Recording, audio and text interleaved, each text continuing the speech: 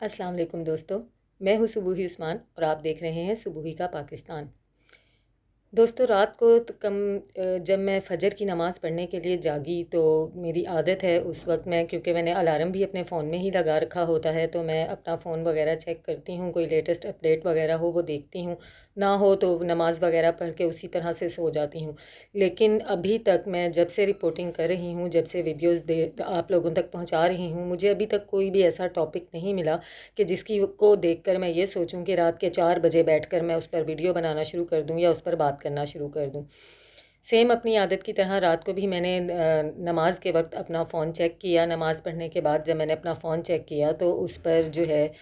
ہماری جو سستی اور جعلی اداکارہ ہیں وہ بیچاری بیٹھی ہوئی تھیں اور بیٹھ کر دھواں دھار رو رہی تھیں، بالکل اسی طرح سے جیسا کہ وہ آج سے 2 مہینے پہلے روئی تھیں اپنے بھیا جی کے لیے، ظہیر صاحب کے لیے۔ رات کو بھی وہ رات کو فجر کے وقت بیٹھی ہوئی اپنے بھیا جی کے لیے عجیب و غریب طریقے سے رو رہی تھیں۔ جی اب وہ موقع آ گئے، وہ دن آ گئے جس طرح پہلے انہوں نے پروپیگنڈا کرنا شروع کیا تھا، یہ ہو رہا ہے وہ ہو رہا ہے، میں بہت پریشان ہوں، میں بہت دکھی ہوں،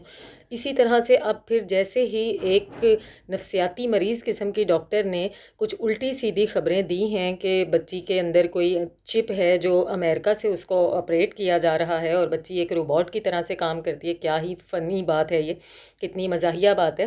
تو جیسے ہی یہ بچگانی باتیں اداکارہ نے ساری طرف پھیلائی ہیں، اس کے بعد سے اداکارہ پھر اپنے پرانے اور اوچھے ہتھ کنڈوں پر اتر آئی ہیں اور عجیب و غریب طرح کی بیٹھ کر پاگلوں جیسی، ایک تو وہ ڈاکٹر صاحبہ نے پاگلوں جیسے بیانات دیے، وہی ہضم نہیں ہو رہے تھے، انہی پر ہنس ہنس کے برا حال تھا، تو رات کو یہ اداکارہ کی فجر کے وقت اس قسم کی ویڈیو آتی ہے جس میں اداکارہ بیٹھ کے ظہیر کے لیے باقاعدہ آنسوؤں سے رو رہی ہیں، گھڑی گھڑی اپنے آنسو اس طرح کر کے صاف کر رہی ہیں۔ مجھے بڑی تکلیف ہو رہی ہے، میں ظہیر کے لیے بڑی پریشان ہوں، اس کا وہاں پہ بہت برا حال ہو رہا ہے۔ آپ یقین کریں میں اپنے بچوں کے لیے بھی اس طرح سے بات نہیں کروں گی کہ میرا بچہ وہاں اتنا پریشان ہو رہا ہے۔ مجھے یہ سمجھ نہیں آتی، ملک میں اتنے سارے مسائل ہیں، اتنے سارے دکھ ہیں، اتنے سارے ماتم ہیں۔ اب بھی ریسنٹ جو ہمارے ساتھ حادثہ ہوا ہے بیچاری خاتون صحافی کا، صدف نعیم، زنیرہ ماہم، 2 آنسو آپ ان کے لیے بھی بہا لیتی، اتنا آپ کے دل میں درد جاگتا ہے ظہیر کے لیے۔ اور اب زنیرہ کی جو سگی اولاد ہے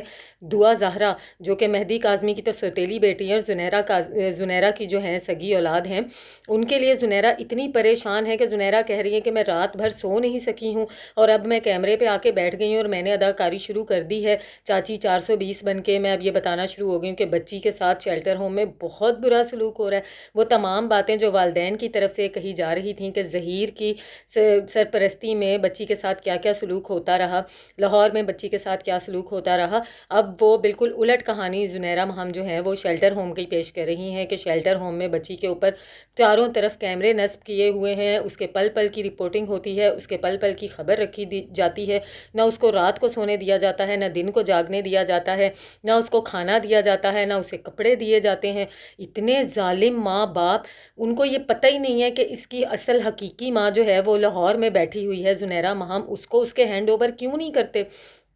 پھر وہ یہ کہہ رہی ہے کہ اس تمام ویڈیو کا میرا مقصد یہ کہ پلیز اللہ کے واسطے اس کو شیلٹر ہوم سے نکالیں، تاکہ اس کو شیلٹر ہوم سے نکالیں اور ہم لوگ اس کے اوپر پھر اپنے پنجے گڑا کے کھڑے ہو جائیں اور پھر اس کو الٹی سیدھی پٹیاں پڑھانا شروع کر دیں۔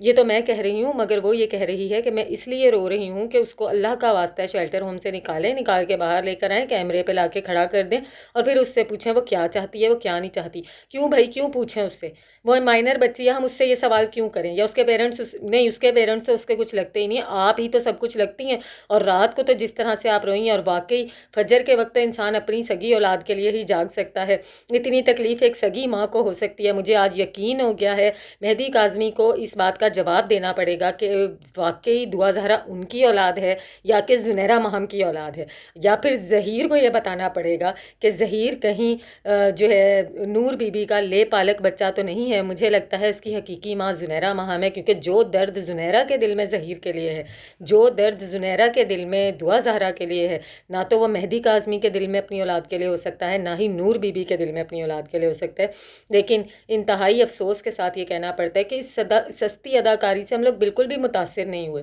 हमें कतन कोई फ़र्क नहीं पड़ा, ना ही हम कल वो डॉक्टर साहिबा की इतनी अजीबोगरीब बचगाना और बेढंगी गुफ्तगू से ज़र्रा बराबर भी मुतासिर हुए थे, ना ही हमारी सोचें बदली थीं कि ऐसा कुछ हो रहा होगा, और ना ही अब ये रात को आपकी वीडियो देखकर हम पर कुछ असर हुआ है। अब मज़ीद इससे आगे आप क्या करेंगी, आपका अगला स्टेप क्या होगा, क्या आप ऐसा करेंगी कि जिससे हम मुतासिर होकर ये सोचें कि आप सच कह रही हैं, क्योंकि आप हक सच के साथ खड़ी हुई हैं। अब उन्होंने रोकर बताया कि एक मैं ही हूँ जो शुरू से इस केस में हक सच के साथ खड़ी हूँ। बच्ची ने मुझसे जाते हुए वादा लिया था कि जुनैरा बाजी मेरे साथ सही नहीं हो रहा, मुझे इंसाफ दिलवाएं। आप हैं ना, आप इंसाफ दिलवाएंगी? हम इतने सारे लोग एक तरफ, आप एक अकेली एक तरफ, आप इंसाफ दिला के छोड़ेंगी, हम जानते हैं। देखते हैं कि आप किस तरह से क्या इंसाफ दिलाना चाहती हैं। मैं अपने तमाम ऑडियंस को कहूँगी कि आप सब ज़रूर जाके वो रात को फजर के वक्त वाली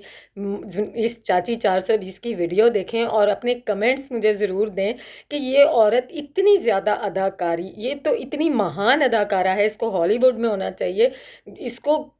पाकिस्तान में नहीं होना चाहिए, इसकी यहाँ पे कोई कदर नहीं की जा रही है। ये बहुत ही बेहतरीन अदाकारा है, इसे कहीं और होना चाहिए, क्योंकि हीरे की कदर जो है वो जौहरी समझ सकता है, और इतना मंझा हुआ हीरा, इतनी अदाकारा जो पाकिस्तान में बैठी है, इसकी कदर पाकिस्तानी नहीं जान सकते, कम अज़ कम हम लोग तो बिल्कुल भी नहीं जान सकते। मिलती हूँ आपसे अपनी अगली वीडियो में, तब तक के लिए अल्लाह हाफिज़।